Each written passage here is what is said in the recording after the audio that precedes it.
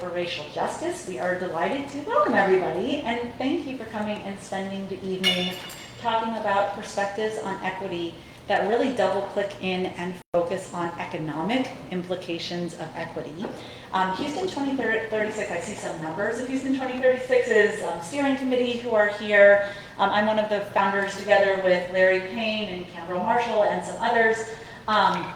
We are a team that came together to convene leaders citywide across Houston to create and act upon a vision of social justice. And that is a very, very broad mission and a really, really broad charge. And we operationalized that in the last year and a half by serving as an incubator for equity projects within the city across dimensions of healthcare, the environment, and education. Through Houston 2036, we have spawned a nonprofit, Fit Houston, which brings access to affordable and accessible fitness and physical activity to broad areas within Houston. And we've also, through Houston 2036, tried to create programming and opportunities in the community to examine culture and society and identity and race and really kind of unpack the implications of equity and even the definition of equity. We had the incredible opportunity earlier in the year to host a symposium on equity where we explored definitions of equity from a social and economic, a political, and a set of spiritual perspectives because of the intersectionality and how multifaceted systems work in order to drive all of the societal outcomes that we see. And during that symposium, when we were exploring definitions on equity, we realized that taking the time to really go deep and to go far into exploring and understanding of equity from each of the perspectives of social, economic, political, and spiritual really would benefit from evenings like tonight, where we got together and we brought in speakers to stimulate our thinking, in some cases press on our thinking and kind of challenge some of the assumptions that we have, create a framework for us to open up and talk about the individual experiences we have and how that informs how we think about and how we frame what equity is. Last month we had hosted Dr. Lopez Turley from the Kinder Institute to talk about leveling the playing field in education and from a social perspective how powerful educational systems are in creating equity or inequities that exist. And this month we're really delighted to double click on the topic of economic equity. And there are so many culture wars I imagine we all get pulled into around discussions on equity and strong opinions and perspectives and feelings and experiences that we have with that. The economic implications are incredibly powerful and profound, and we wanted to ensure that that wasn't overlooked in conversations that sometimes lean towards some of the other dimensions of what brings us into community and into social and societal places together. So we're going to kick it off, and I'm going to introduce our speaker in just a moment. But first, I'd like to invite Larry to share a few words to talk about thinking of equity from an economic perspective and what it means. And then we will delve into this topic of empowering women and economic advancement and gender equity. So Larry? Thank you, Wendy, or as I say, my partner in crime. Thank you. That's in the sense of John Lewis as in good trouble. We all must stay and get in good trouble. Good evening and welcome. Just a couple of little remarks, and I'll save most of my remarks for the after when we finish. I get to close out with a couple of things. This critical conversation we have is part of the Houston Public Library series we've been doing since 2016. And the whole birth of the Houston 2036 is an outgrowth of that discussion early on. And part of it was because of our great leader, Dr. Rhea Lawson, her and I in the vision area talking about critical conversations going forward.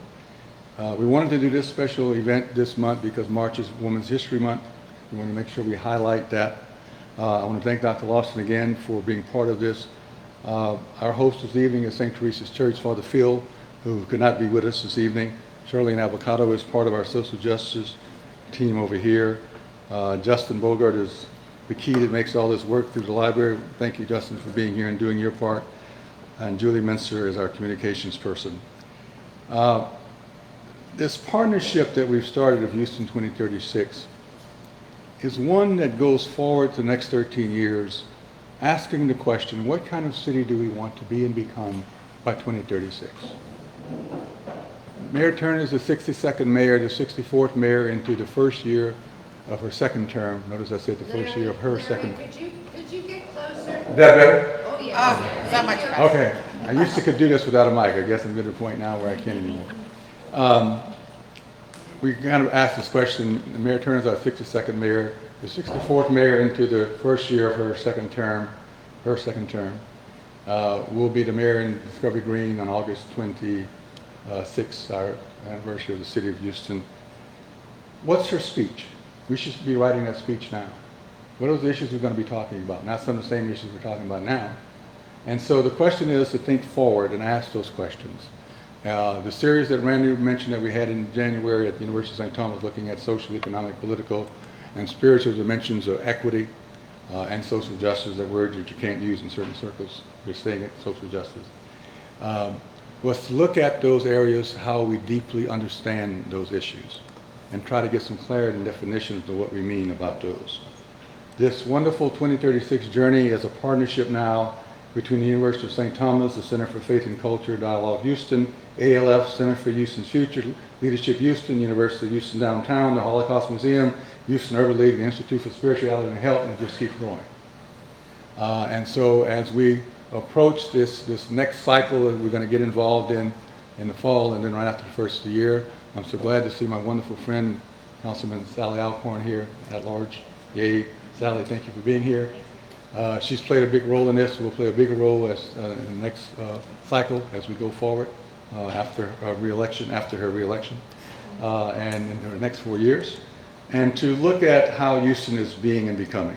So I say all that as a quick kind of context to make sure that you understand that this has wings, it has life, it will go forward, it is something futuristic, visionary looking. To do that, part of the questions that our wonderful speaker Emily is going to talk about tonight, we have to raise those issues. The best way I know to sum it up is to kind of talk about it this way, because we've never had this discussion. We've never come up with the bench line, with the benchmark. What is the fair, moral, ethical treatment of all human beings? What should that be? What should that look like? What is the fair, moral, ethical treatment of all human beings? All human beings' lives matter. All human beings are equal. Now, the latter two of those 2 points I made can only be clearly understood once we identify and define that first question. What is that baseline? What is the bare minimum that human beings all should have? Not just to strive, not just to survive, but to flourish. Human beings were meant to flourish. And so we have to really start asking those hard questions and begin to look at how we do that. So I'll talk a little bit more about that at the very end. Let me just kind of frame this real quick and turn it back over to Randy so she can introduce our guests. I've been doing this poverty work now almost 50 years. A lot of it through Catholic Charities, and they're here tonight. Thank you, Ron, for being here. A lot of it through a lot of other agencies. What I have learned clearly, so goes the woman, so goes the household, so goes the children, so goes the next generation. The woman who ends up being head of household, the single mother with children, who faces the disparities and inequities every day as head of household that they face. The disparities just simply between men and women and salaries and everything else that go with that. The triple oppression of being of race, of class, and gender for single mothers of color. Women are the strength of this country. Grandmothers, mothers, and stories. When you listen to them, when you hear them, their stories, you cannot help but be touched. I ran Habitat for Humanity for a while, and when you would talk to mothers and grandmothers who are raising children, and you hear their stories and their history, you cannot but help be touched.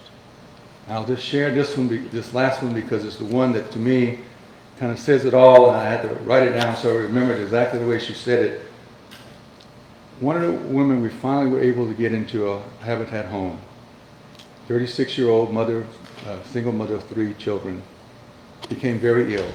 Unfortunately, she became so ill she passed away before she had a chance to move into her house. Her sister then, we figured out to have her sister qualified to be able to take the house anyway, so that 3 children would have a home. She said this on her dying bed. "My little darlings, my sweethearts, your stories will be so much bigger and brighter than mine. Your stories will be so much bigger and brighter than mine." That's the only legacy she had to leave her children. Knowing that now they're going to be able to, by having a home, by getting out of abject poverty, to begin to have a future. So that's why we do the work we do. That's why we're here tonight. That's why we're so glad to have you join us. I'll save some other closing remarks for the end. I'm going to turn it back to Randy real quick so she can introduce our wonderful speaker. So glad to have Emily here as part of the process. And we thank you in the Federal Reserve Bank. And thank Donald Borders, our head of the Federal Reserve here in Houston, who we do a lot of work with. It's all one big network. There are 12 of y'all right across the country, Federal Reserve Banks? Yeah. And so the network has been invaluable to get information wherever you are. So you utilize them. Enough of that. Thanks, Larry. So again, thanks for being here. Here's how we're going to spend our time together. We have an hour remaining in the evening's program. We're going to invite Emily Ryder Perlmutter to come up in a moment and to talk to us about, if you want, a prosperous economy, focus on gender equity, right, and the empowerment of women in the economy. I'm going to introduce her. She will speak for about 30 minutes, so you have a sense of expectation. And then we will go around the room and harvest the questions, thoughts, insights, commentary that you have. We'll have the opportunity for Emily to hear that feedback and questions from everybody, and then she'll take a moment to synthesize the ideas, the questions, the themes that are emerging, give some response to that, and then be able to engage in a form of dialogue with us as participants in this discussion on the role of gender equity in the economy. Sound good? And then I'm always in programming very conscientious of everyone's time. We will end at 7:30. So Emily Ryder Perlmutter, thank you for joining us. Come on up. She is a senior. Yes, right? We were delighted when you agreed to come all the way from Dallas to spend the evening with us. And in our preparatory time together, we talked about, like, please feel invited and comfortable to get to the heart of the matter, right? So to share your ideas and your perspectives on where core issues see their tensions, opportunities for better outcomes, and the like.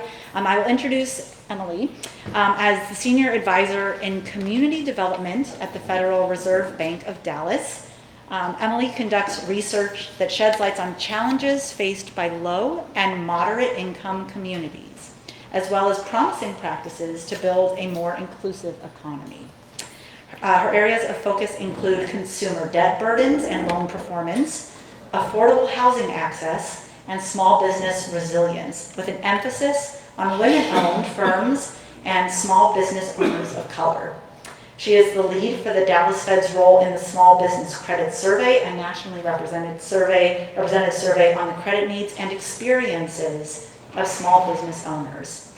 Emily earned her master's in public administration from NYU, concentrating in econometrics and policy analysis, and will take us through the policy implications of the evening's topic, and holds a BA from George Washington University. Emily, thank you for joining us. Thank you, Randy. Thank you so much. Okay, I'm going to try to put this back in here. Okay, great. I'm known for being fairly loud, so likely this won't be a problem, but if you can't hear me, obviously just holler at me. So, that won't help. Okay, hi. It's great to be here with everyone tonight. Thanks for giving up some of your evening time. I know that is often very precious. As Randy and Larry both said, I'm a senior advisor at the Federal Reserve Bank of Dallas. I work for a small unit, and my colleague Anna Crockett is here in the audience as well. We both work for community development. So our role is to help strengthen outcomes, economic outcomes, I guess. I might need to hold this, I suppose. Sorry, I didn't do this right. Strengthening economic outcomes for lower income and underserved residents. Thank you. And what we really want is quality jobs for all people, rising incomes, and we believe that will lead to growing wealth and more equitable outcomes. So this is a very important slide before I get started. Anything I say truly is my own opinion. It is not necessarily attributable to the Federal Reserve System or the Dallas Fed. Okay, so we're going to start with some good news. Okay, so since 1970, women, just women, have added $2 trillion to the United States economy. Okay, so I'm going to highlight some ways that women have done this. So a huge part of this is driven by increased labor force participation. So you can see here, in 1948, less than a third of women participated in the formal economy. So we see that doubles at its peak in the late 90s. And yes, we've seen some fluctuations. Obviously, that big drop right there is COVID related, but we're still fairly strong, right? We've got about 57% of women in the labor force, although it is about 10 percentage points less than men. At the same time, we've seen really monumental steps in educational attainment for women. So if less than 5% of women had a bachelor's in the 1940s, we're close to 40% in 2022. And the other really striking thing here is that, unlike a lot of the other charts, educational attainment is an area where women have actually superseded men. So in 2015, we kind of crossed that threshold, and now there are more women graduating from college, graduating from high school, and earning a graduate degree than men in this country. So finally, the next area of progress is the growth in weekly and annual earnings. So in fact, the gender gap in earnings used to be, at the beginning of this chart, which is 1980, an almost 40% gap. In 2022, that got close to about 17%, and this is all adjusted for inflation. It's all in 2022 dollars. So obviously, a gap is still a gap, and we'll get a little bit more into that, but there's been indication of strong progress. Unfortunately, of course, in many areas, we've seen progress stall. So I think we've all heard the economic recession that COVID brought on set us back some. So this chart shows the percent change in employment. It's for all workers in gray and for women specifically in purple from February 2020 to January of this year. So we can see that overall the economy has recovered in terms of jobs, right? So we're up over 1.8% for total, 1.4 for women. So these industries that I'm breaking out here are actually female-dominated industries. So historically, women have occupied an oversized, disproportionate amount of those jobs. And we can see that in all three, women's recovery has lagged men's. So for education and health, still up 1%. For the retail sector, overall, it's almost recovered. It's about recovered. But for women, we're still down 2%. For leisure and hospitality, obviously this is a sector that we know has struggled, and for women, that's even more so. Another critical area where things are stalling. I previously mentioned the gender pay gap, and overall, we've definitely made progress, but over the past couple of decades, things have kind of stalled. And it's really important here to break it out by gender, but also by race. So this is a chart. This is from the AAUW. What they've done here is they've stratified it by median annual earnings by race and gender, and they've kind of projected this out to when that cohort will reach equity with a white, non-Hispanic man. So you can see that at the very top, Asian women are projected to reach equity in 2041, right? And so white women, fairly close behind. But what where things get much bleaker is when we take a look at what has changed for Latina earnings and for Black women. It's actually only a tiny bit of improvement, and they're projected to reach equity in like 300 to 400 years, okay?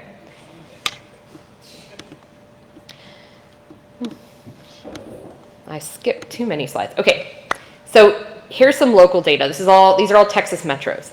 Now this is all women grouped together, but what you're looking at here is the change over like a 20-year span in terms of the pay gap. So what's the share of women's earnings as a portion of men's earnings, right? So I've called out 2 cities here, that metro areas really. So the top, the one who's made the most gains is San Antonio, right?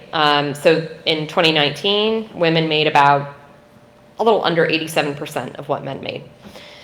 For Houston, and this sort of surprised me because I would have included this anyway, but Houston is sort of an outlier here. Houston was at under 75% in 2000, and the Houston MSA is still the lowest. It's about 81%. That results in 2019, a $10,000 annual difference in earnings between men and women. So the pay gap is very complicated. We're going to investigate it a little bit more. 2 really big factors here. We're going to talk about them individually. 1, occupational differences. Okay. So industry and occupation plays a really huge role, of course, in how people are paid. So the bar chart here shows the major industries in gray, that's in the country, and then in Harris County is in purple. So you can see that Harris County is underrepresented in some of the higher paying industries, which are like management, business, sciences. And there are more workers who are in service occupations, in construction, maintenance. And so that's for all workers. So that on average will lead to likely lower wages as compared to the United States. Beyond this, I also just broke out where women are actually more likely to be working. So women in Harris County are more likely to be working in social services. They're more likely to be in a janitorial sector or in protective service, so like firefighters or police officers. And they're less likely, even less likely than women across the country to work in management, to work in finance. They're also much more likely to not work at all or to work part-time in Harris County.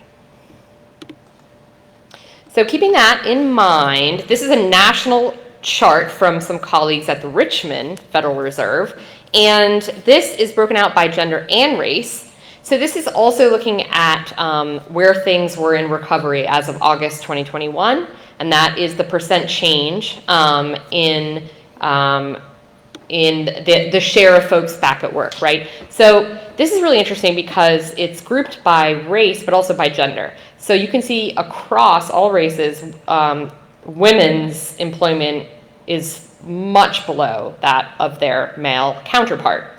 And we can see that for Black and Hispanic women, that gap is much, much wider between their male counterpart, right? And a big reason here is that Black and Hispanic women are overrepresented in the hardest hit sectors, like tourism, restaurants, childcare, teaching.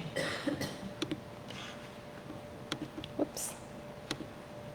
Okay, this is a note for me to say something else about occupational segregation, but I've decided to move it a little bit later, so keep this in mind. Okay, we're going to move on to age cohorts now. So back to Houston. So what you're looking at here is that kind of that same pay gap in 2019, but it's broken out by ages. So you can see not only do people ages 16 to 29 earn less on average than older, which makes a lot of sense. I mean, many of these folks are either just out of college or still in high school. But the gap really widens between men and women as time goes on. So once we hit 50 years and over, we see a nearly 30% spread. Is this true across the United States? Yes. So this data disaggregates those age gaps a little bit more, and we can see the same pattern, even though Houston's gaps are actually larger. So the gap for new workers, ages 16 to 24, was only about 5 or 6%.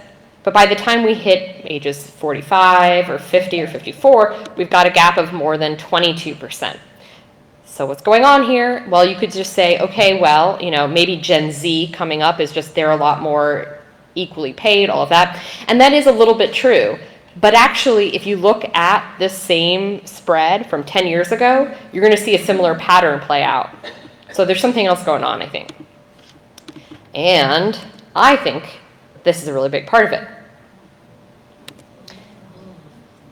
Over 60% of unpaid caregivers in this country and across the world are women. They are caring for older relatives, they're caring for disabled relatives, they're caring for young children. The vast majority of women in this country, even though you see fertility rates are down, still have children. By their mid-40s, that's about 86% of women will have at least one child. So what does this look like, this disparity in unpaid care work? Well, it looks a little bit like this. This is a chart about the share of parents who do not work, who are not in the labor force since the 80s. It's really been stable.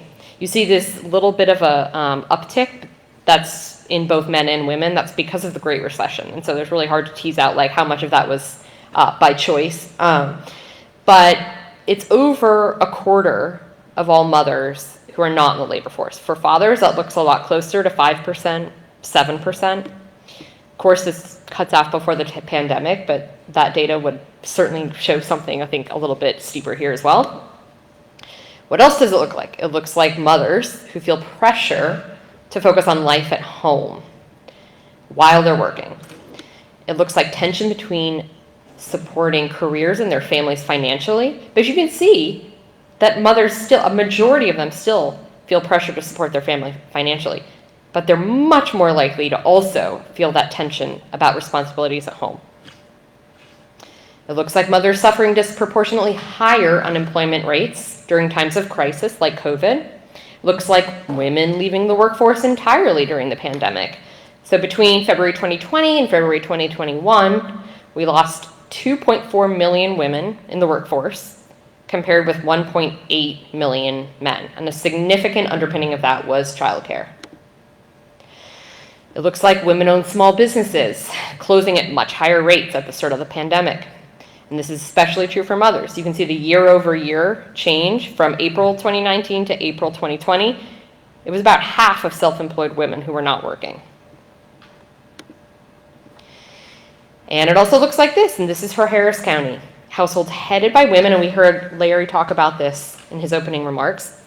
Women with children living at home and no spouse are much more likely to be in poverty than either single women without kids at home or all families or single men, both with kids and without kids. Although I'll also say that the share of households that are headed by a single man with children is tiny compared to the amount that are headed by a single woman with children. I mean, it's a majority. If you've got 3 to 4 kids and you are a single female headed household, it is more likely that you're in poverty than you're not. Okay, so what might help?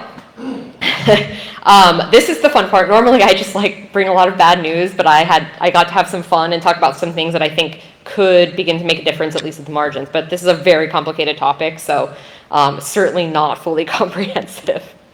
So I broke it down into 3 kind of overarching categories. So one is strengthening safety net and public benefits that are already available.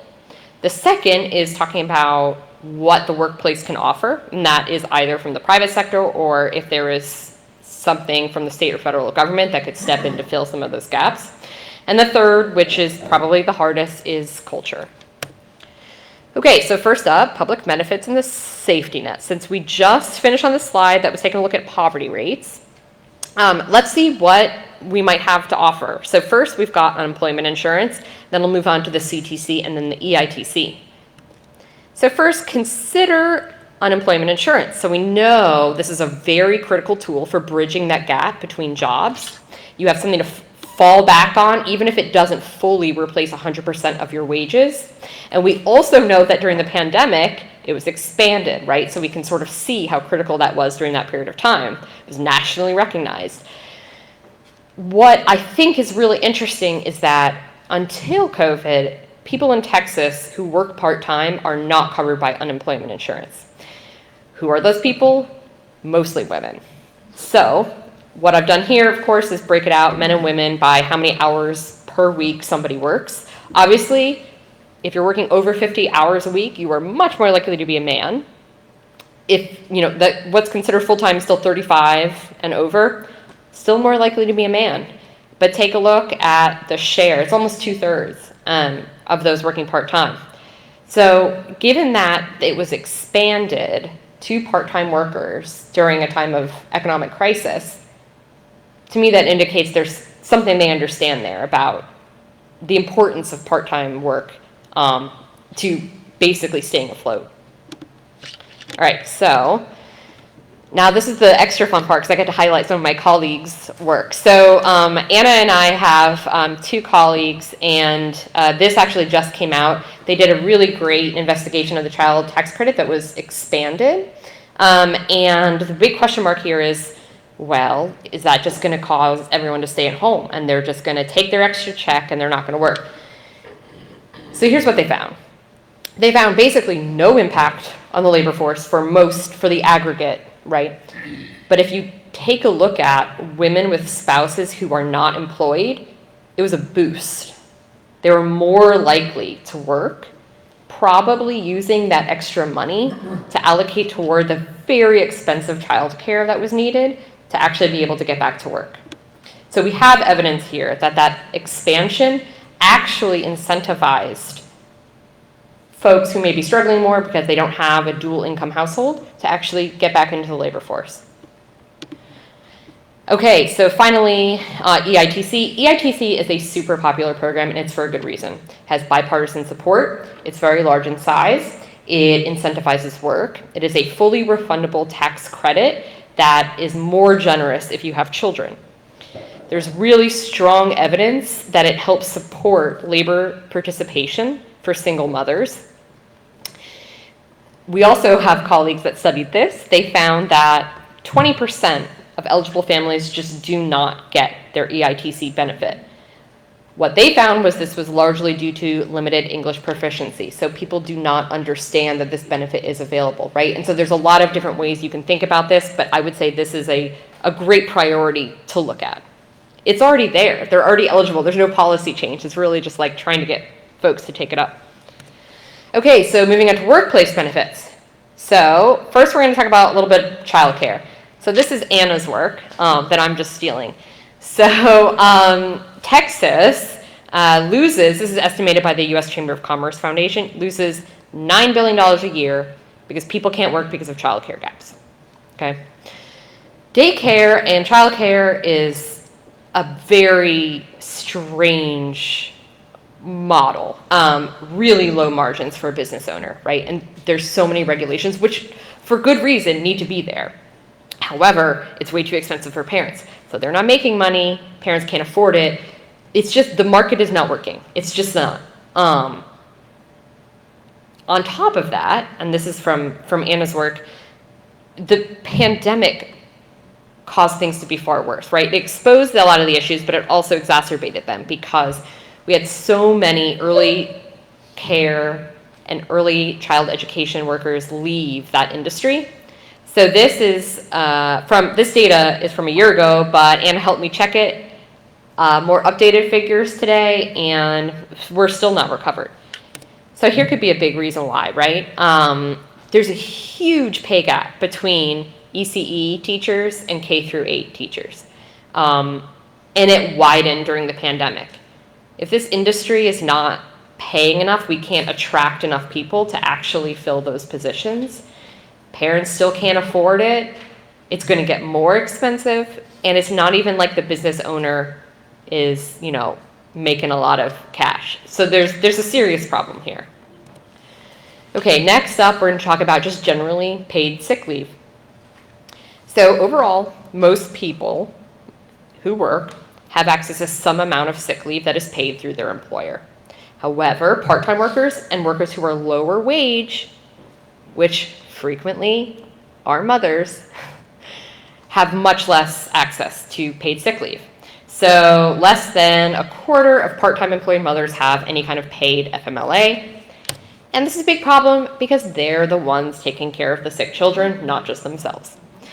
So what's really terrible about this is, folks who are already, mothers who are not struggling to make ends meet are the ones likely to be able to take time off. So what you're doing, you're just creating a deeper and deeper hole for the people who are struggling to not be able to dig themselves out. Okay, and finally on this, we're going to talk about parental leave, FMLA, not just regular sick leave. Okay, so very close to 100% of first-time mothers take maternity leave. It's really no surprise. I can't even imagine going back to work the day after you've given birth. I did twice.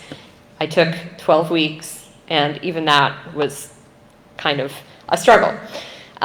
So fewer than a quarter of women have paid maternity leave through the private sector employer.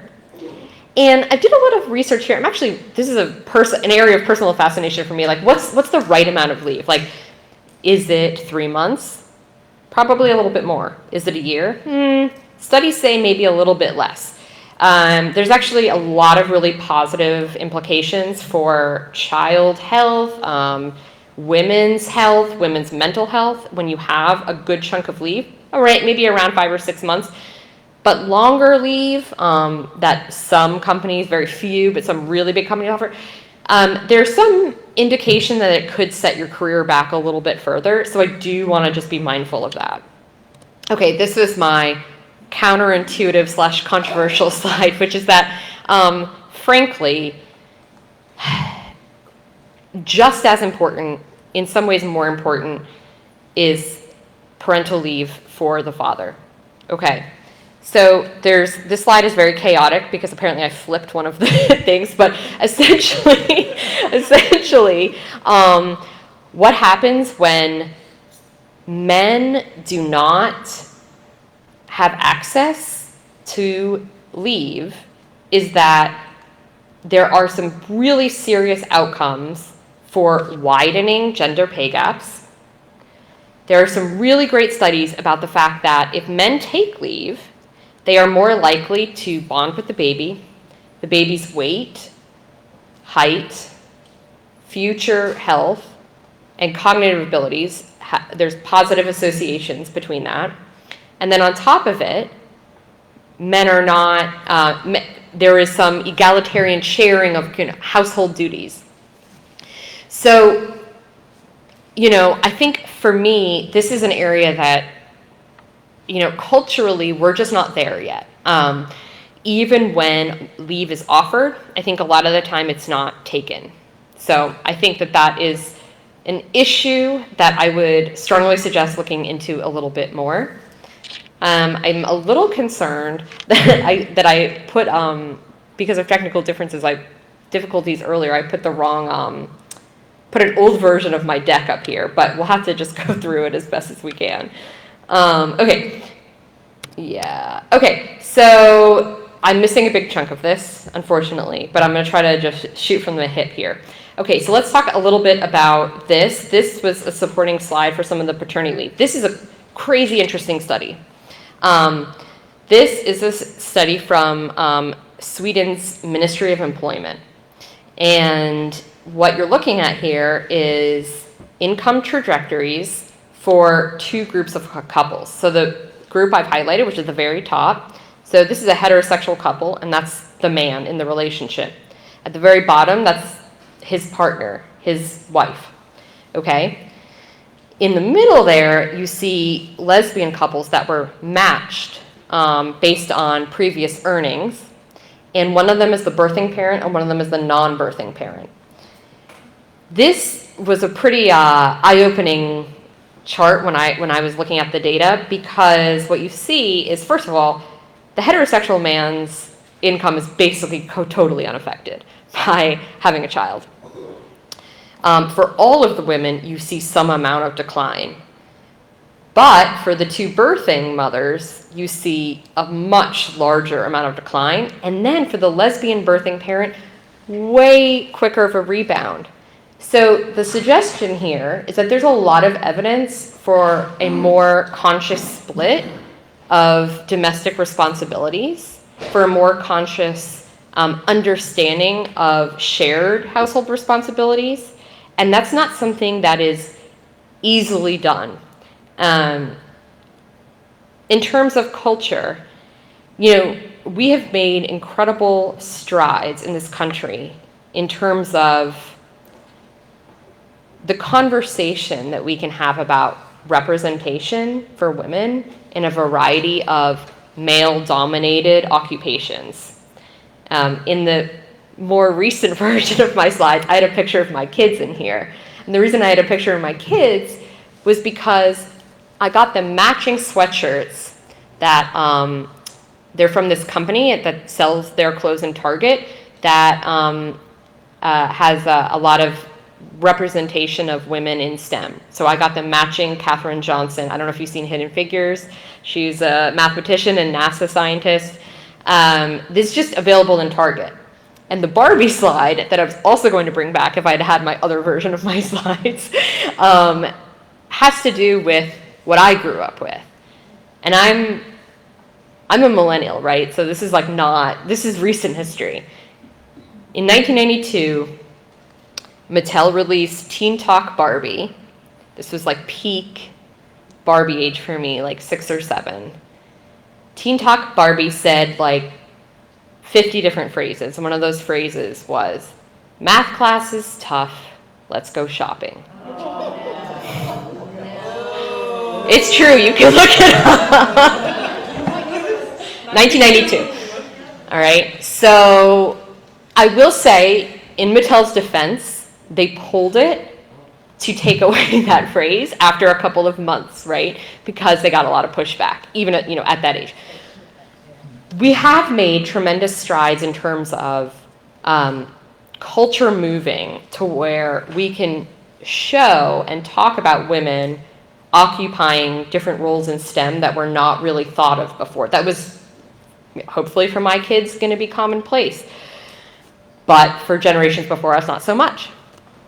I think we need a similar shift in culture regarding men and paternity leave and men sharing responsibility at home. And I don't think it's only because of women. I think it has good outcomes for men. I think it has good outcomes for the children. I may remind you that Pete Buttigieg took paternity leave recently and was fairly widely mocked. Using language that was both sexist and homophobic. And when we're continuing to have that culture, even if a workplace has a policy in place that allows men to have paternity leave, if there's going to be some amount of pressure for that man to return to work or to be seen as a man, they're not going to take it. Obviously, culture is a very challenging thing to change. But I think given that we have changed in some really important ways, I don't think Mattel could possibly release that Barbie, hopefully in 2023, because I think it wouldn't have made the cut of the first, throwing things up in the brainstorming session. So all this to say, I think there's a lot of work to be done, but I actually think there are some things that that are already sort of happening. We're just gonna have to figure out a way to hurry them up a bit. Sorry that I put the wrong slides up here. Thank you. Please follow us. We have a lot of cool resources. I also have a piece coming out on Thursday on self-employed women. And my colleagues all write amazing pieces, so please follow us on all of the many social media options you have. Thank you.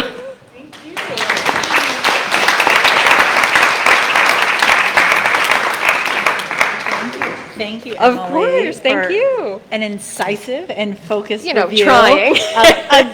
Admittedly, a multi-layered, complex Very. series of topics, right, that are Yes. intertwined to so many dimensions within society. We're sharing the mic, huh? I think we'll share the mic for a second here. I hope everyone can appreciate when Emily said to me, I'm going to try and contain my remarks to 30 minutes, and that will be challenging.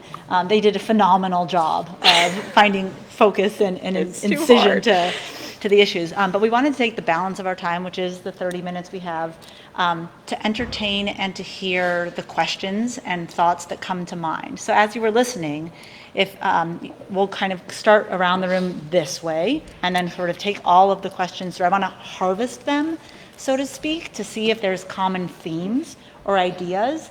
but in terms of what struck you in listening to what Emily shared, or something in the research where you have curiosity to understand it from a different vantage point or from a deeper perspective on it, we'd really like to hear about what you wonder about or how this ties to insights and experiences you have related to driving the economy through thinking about gender equity as a catalyst for that.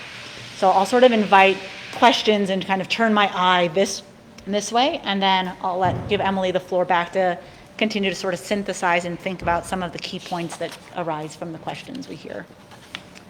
Soledad, I don't want to put you on the spot. Do you have a question? I'm wondering, I had the, great presentation. by the Thank way, you. love facts. And I had the privilege to work in Germany for 5 years. And Germany is very progressive Yeah. in the paternity leave. Interesting. They get 1 year of paternity leave. Yeah. Probably. This seems like a good idea. So I had the privilege to work in Germany for 5 years, and they are very progressive in their paternity leave. I still remember the first time I got a reply from one of my male colleagues in finance who says, "I'm out of the office, I will be back next August, on paternity leave. I will be back next Yeah. August." And I thought, oh my goodness, this in the US, I may not even see this in my lifetime. So Yeah. the question to you is, do you have any evidence? How do we compare with other first world countries or Scandinavian, more progressive Okay. countries that some of them have very low birth rate, therefore their social securities are in compromise because they don't have enough people to work, and sometimes it's cheaper to adjust the benefits so we get money, and it's a whole macroeconomic system. But anyway, that's any input on overseas? Great, it's a great question. We'll keep collecting these, and I don't want to put anyone on the spot, but as I come through, if you have a question you want to raise, please feel free. So I don't have a question, I have a comment. Once again, excellent presentation because we can't deny the facts, the data. I happen to work in this sector, the early childhood sector. Wonderful. And we've seen the evidence of these Yeah. dire circumstances that we've ended up with as a result of post-COVID, but they were there, of course, significantly before COVID even or was able to unveil its nasty head. And so I guess just seeing the data, I don't want to say hopelessness, but it does give me pause because the issue's somewhat even more dire. It's not just that we don't have well-paid early education educators. Yeah. But we also don't have well-trained early education. They go hand in hand. And I don't know where you, in terms of culture, you're able to shift an entire society, whereas you've got your very well-skilled early educators at the bottom, other than pay. But it's basically a cultural phenomenon as well. You cannot shift the mindset that you need your PhDs at the beginning, which is what I fundamentally believe. But anyway, that's just my comment that I've seen this and it just given me some, it's kept me in the space that I've been in terms of my hope.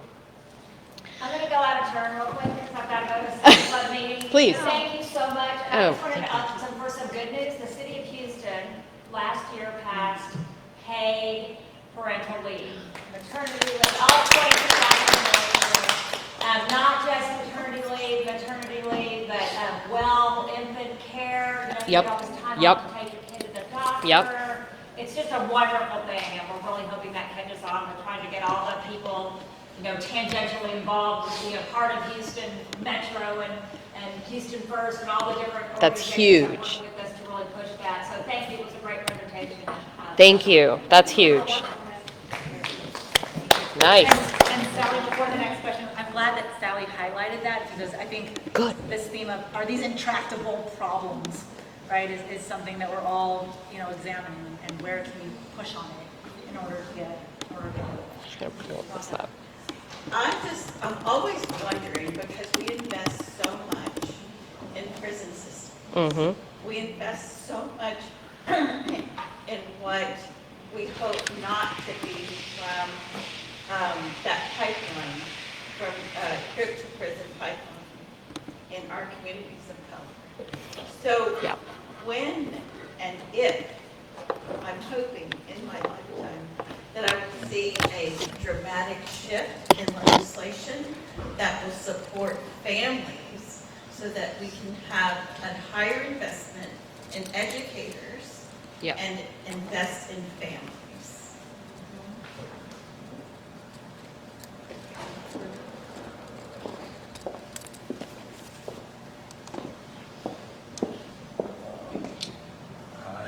One question was, can the Federal Reserve Bank of Dallas and/or the Treasury Department implement a gender pay gap and a race pay gap for all companies as a goal for 2036, as equivalent to the ecosystem has issued a Clean Air Initiative and emissions and carbon output to kind of like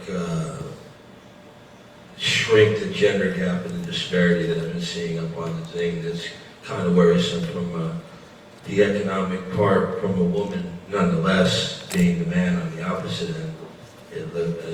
It's kind of like, can there be some regulation and can somebody make it a company thing and to that these gaps get shortened and like regulated and reformed so that the disparity isn't that large? Great question. Okay. So my name is Afia. I'm actually from Brooklyn, New York, and I've been living in Houston for the past 5 years. Some of these slides, I'm looking at them like they reflect my own personal experiences in life generally. You know, talking about early childhood education, I really feel like that. I know my cousin, I don't have kids personally, but my cousin, it really helped her to get back to work when she got basically money from the government that subsidized her ability to have childcare. That needs to be something that is like national. It should be subsidized, and that would actually increase the amount of money into the actual thing. So now you'll be able to pay people because now the government is now. I hear you. You know, and then just watching your slides about the different pay gaps over time. Yeah. And I personally entered a field, I worked in construction when I was in New York. I was a Local 3 electrician. Oh, yeah. So I was in a male-dominated field. Yeah, no joke. And when I got into it, everyone starts out the same. We all go along, chug along on the same thing. Yeah. But as time goes on, you see the difference. That's right. First of all, a man is not going to, it's very hard for men to take direction from women, especially very macho men. Yep. Okay, so now I'm being stalled because I'm not going to be Yep. given those opportunities for management, for this, for that. They don't want to take the chance. Every time I walk onto a job site, it's like, oh, here's a woman now. We got to see if we can even deal with her or figure out how to get rid of her as quickly as possible. You know, and it's layoff cycles all the time, you know. So once COVID hit, I was out. You know, I left. I came here. I started my own business. Now I'm working here, which is what I thought this was more about an entrepreneur thing. So actually, well, but you know, I don't really have a question. I just noticed like a lot of these things I've personally experienced, and I can really relate to them because it's it's the culture of, I mean, I can't even get my boyfriend to like wash dishes. So Yeah. when I have a kid, I can only imagine how much he's really going to be helping without a whole lot of harassment.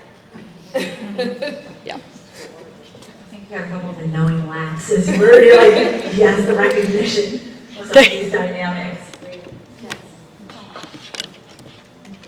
So I have a suggestion. Great. The federal government has programs for small disadvantaged businesses, veteran-owned, handicapped, etc., LGBT.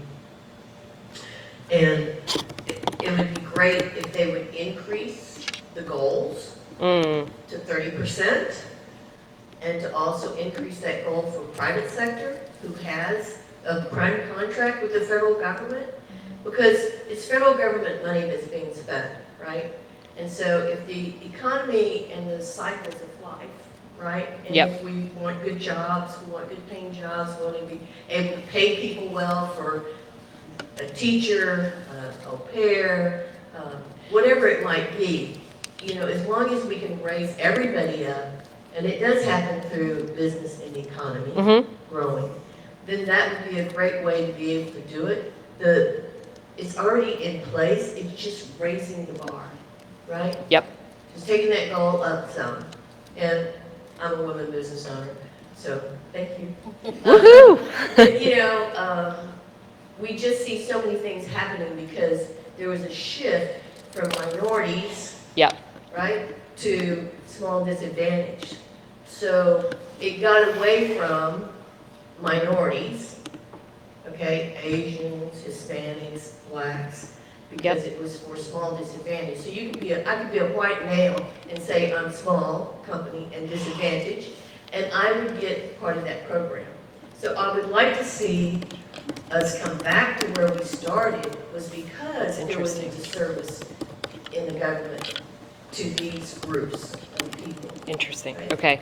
So let's bring it back, and then you can have a white man program. Oh, that's I don't. right?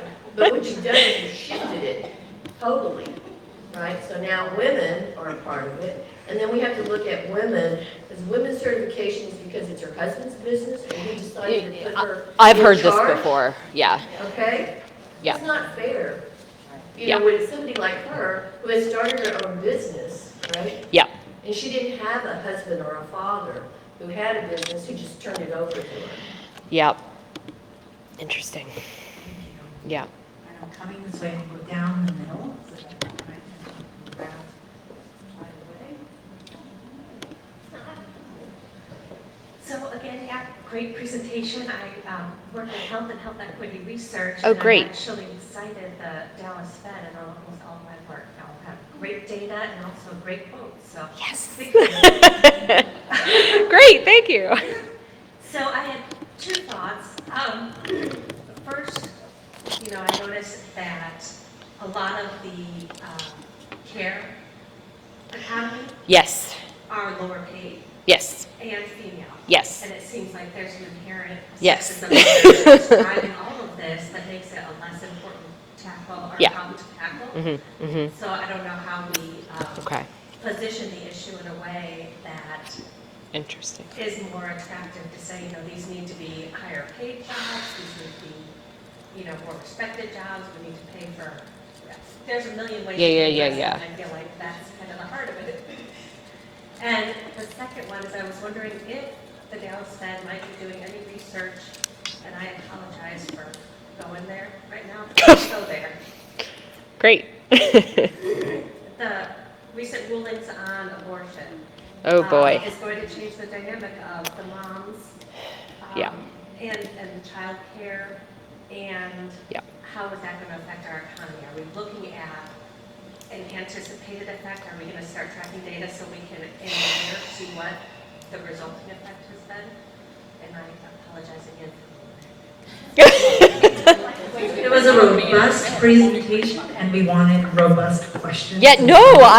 Please. Yes. Absolutely. Okay. It's just my experience. I'm a manager and I have full-time and part-time staff. Okay. So when we were talking about the benefits for part-time staff, that's something that I can relate with. My full-time employees, they have great benefits with our company. They get employee discounts on their classes. They get paid leave, FMLA, they get all these things. We just had a week off for spring break paid, but my part-time employees don't get that. Yep. Sure. They get half the pay. Yep. They do the same work as the full-time employee. There is no different in their responsibilities. So it's tough for them. I see it. They just came out of a week without pay. So how do they make that up? So when we talk about inequities, I'm a secretarial person. My positions are considered secretarial. Mm-hmm. So then you look at those being women-dominated positions. and just the impact that has on them being able to provide childcare, to care for their families. Yeah. Their availability because they don't have childcare. Yeah. And all these things that impact them being able to work, they can never win, in a sense, and it's frustrating, and I see it every day. And at my level, I can't fix it, but it's a problem. Whew. I wish I had a solution to offer, but I'm not. It's fine.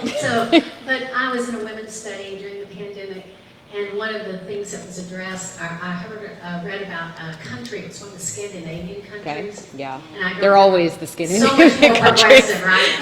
And so we'll never have it here, but part of their paid, or their paternity leave had to do with the male or the father must take a percentage of that leave. Like Yes. say if it's This is- 12 weeks, I'm sure it's longer. Yes, Whatever, they that's had right. to take 2 or 3 Yes. weeks. And that level, the That's playing field exactly a little right. bit on the hiring. Yep. You know, to say, okay, they're gonna have to take leave, so I won't have to choosing a man over a woman. And then also, you know, it changed the culture a little bit.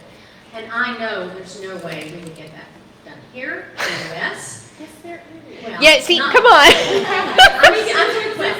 But I was thinking, maybe even here at the local level, because I'm so pleased with the Houston Women's Commission and the parental leave that the city of Houston is having. Yeah, now, it's and amazing. the stamp of approval that they're putting on other businesses that do it. So possibly that's an idea, but anyway.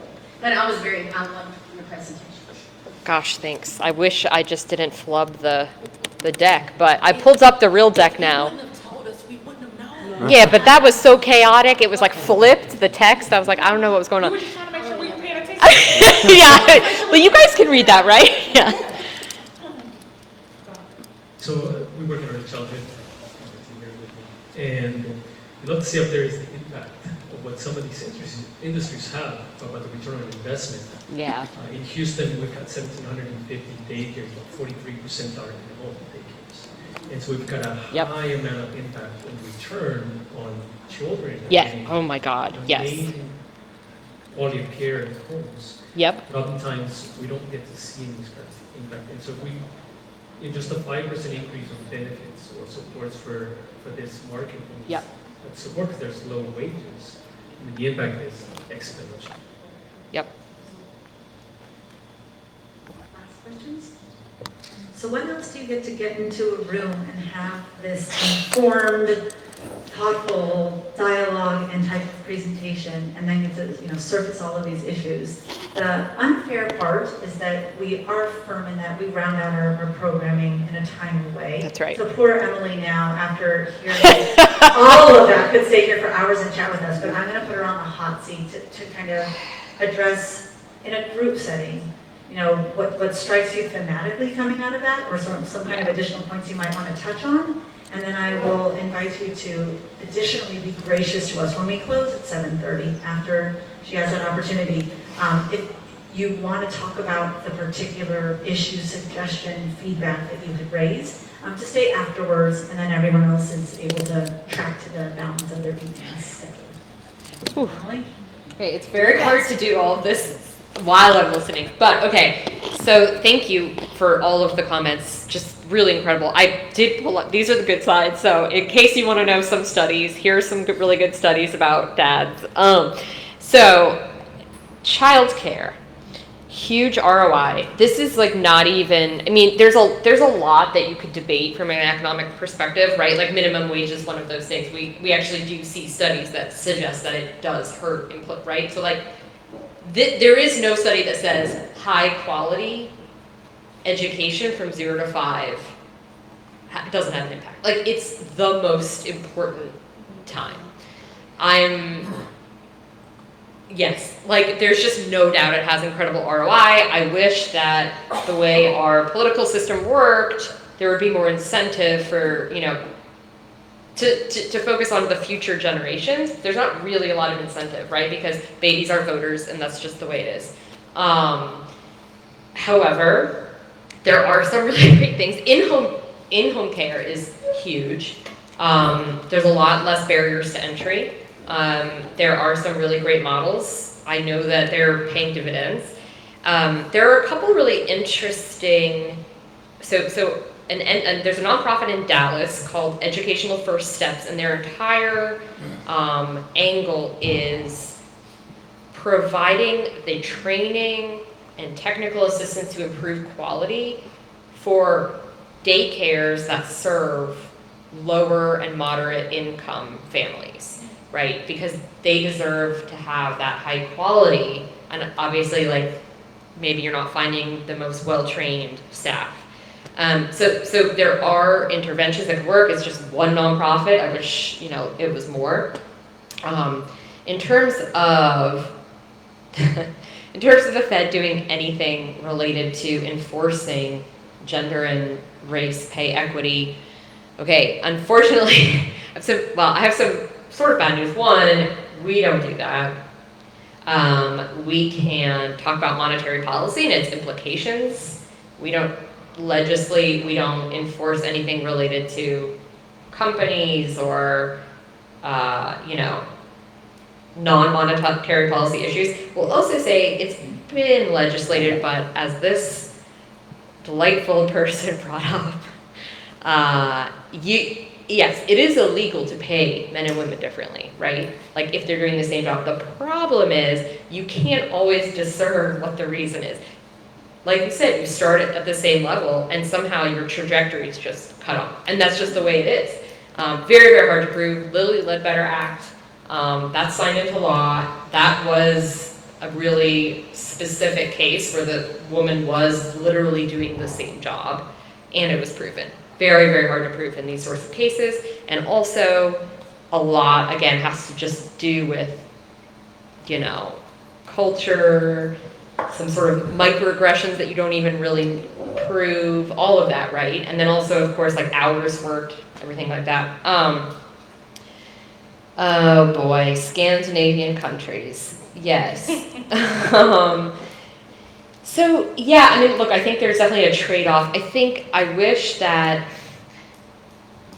the studies are there that it ends up paying dividends when you are funding some of these paternity leave programs, maternity leave. Again, like, I'm not telling you to fund 2 years. That's just way too much. I'm just saying some amount. And whatever you said about earmarked, that's actually, it's called earmarked paternity leave, and it's hugely important in what they're doing in a lot of these Scandinavian countries. It's like the man has to take it or it's like lost, right? So it's not just, oh, well, they said that I can take 3 weeks, but I really can't. It's earmarked for them. It's not transferable to the mom, and it has improved take-up quite a bit. I have just one or two other things. One other thing about the care economy. There are like entire books about this. So I read a book maybe 2 years ago by Gene Sperling, and it's called Economic Dignity. He has a huge chapter on the care economy and this is his belief, that there could be a federally funded model for a care economy, knowing that this sector is going to be chronically underfunded, underpaid, undervalued. There will be sort of like, it would be sort of like joining like AmeriCorps or joining like, the military. I mean, but in a very different way. But you would basically be providing service to your fellow countrymen by joining the care economy, and you would be well trained. And so anyway, I would suggest reading that book because I do think it was fairly compelling argument. So there's just a lot. I don't want anyone to leave here really depressed. It sounds like Houston's doing some really tremendous things. Culture is really, really hard to change, but I hope that you will at least believe that it can change, because I really do think, even in my lifetime, I'm 37, like, it has changed drastically, like what I see as being acceptable. So it's incremental change, but I do think that if you get the right people in the room, maybe we can push at the margins. We're not going to have the perfect society, but I'm hoping we can get somewhere fairly decent for everyone, hopefully. Okay, but thank you. I'm going to stop talking. Please join me in thanking. It's a little bit of a clever pun, but say what a treasure it was to be able to welcome you from the Federal Reserve to come down and to talk with us and to engage with us on all of these topics. We will be staying afterwards for more one-on-one, and we have the delight of introducing you to everyone here, but I know some, not everyone who's here, and there is an incredible brain trust that is sitting within this room right now. Sort of captains of society and business and Houston's civic scene. And so I hope you guys will take the opportunity to come and introduce yourselves to Emily and to Anna as well from Federal Reserve. Yeah, don't forget. To get to know her research as well that was cited this evening. Our next gathering is going to be a month from now. We will be welcoming Mustafa Tamiz, and we'll kind of tell you the details of that next gathering, but we really are delighted to have everyone join together to create this kind of space to have this type of conversation. So thank you for joining us this evening, and in the remaining minute or two, I'll turn it back to Larry, and then we'll have our after party of informal dialogue and conversation. Let's give him another wonderful thank you.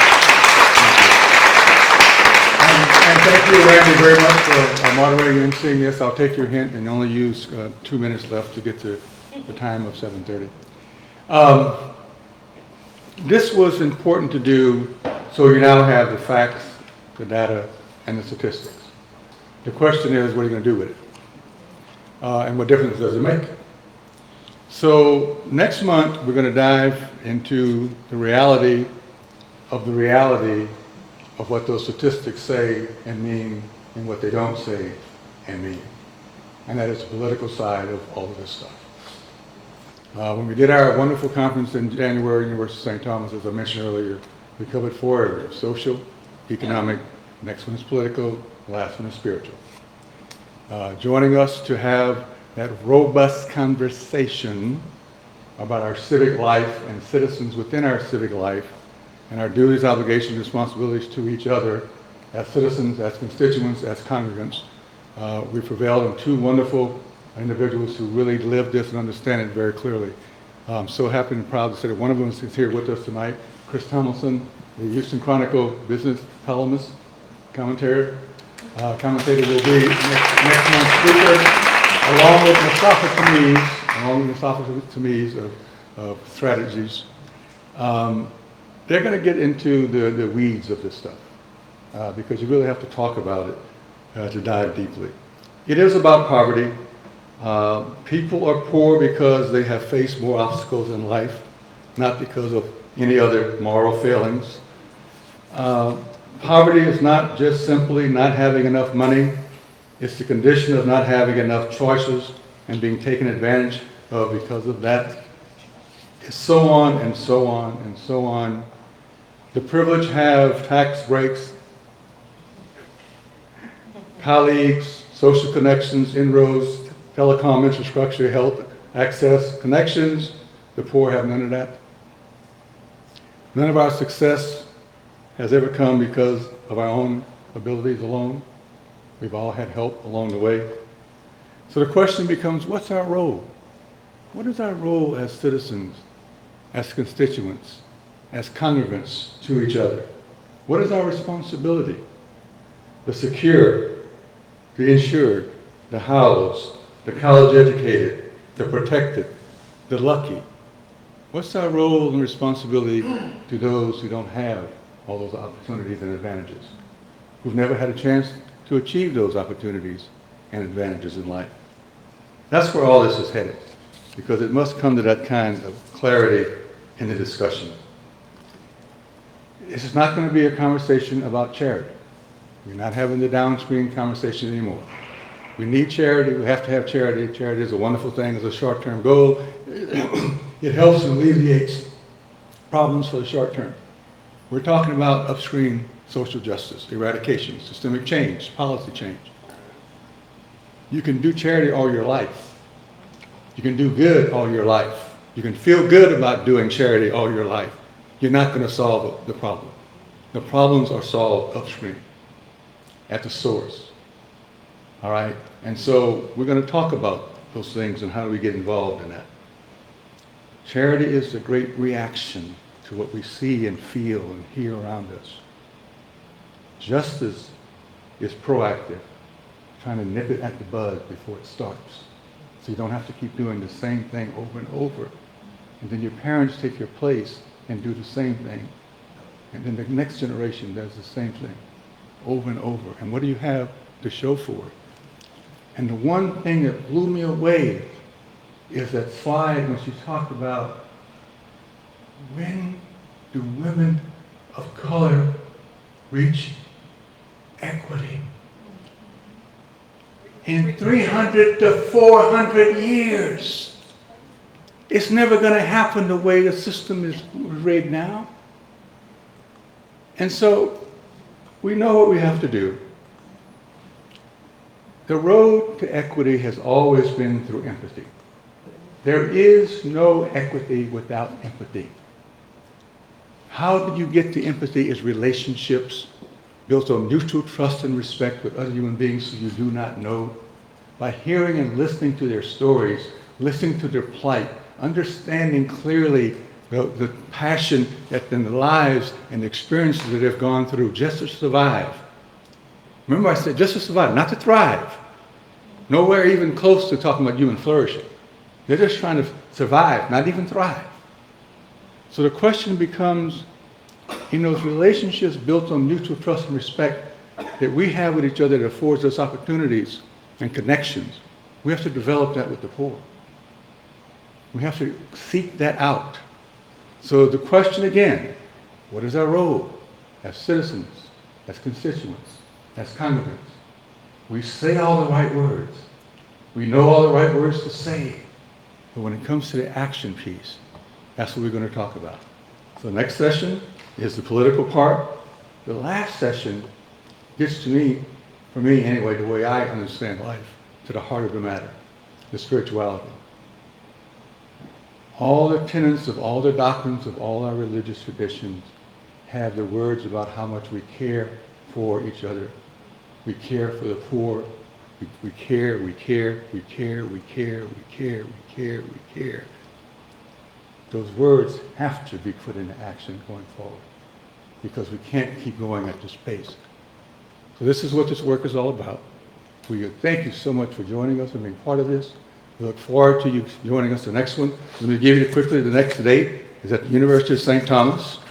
It is the one on political reality, and that is on April the, well, that's not right. You have it? Because we had to. Chris? Thank you, sir. He would know because he's the speaker. April 20th, University of St. Thomas, on the campus, on a room called the Scanlon Room, which is actually the gym. Just ask anybody where the gym is. It's the room over the gym. It's on a Thursday night. Thursday night, 6 to 7:30, just like this one.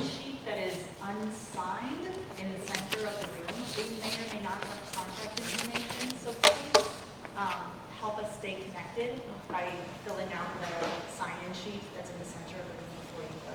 And I'm going to stop now because I could go on and on. So thank you all for being here. We look forward to you joining us in the future. And have a great, safe evening and be safe and be well. Thank you.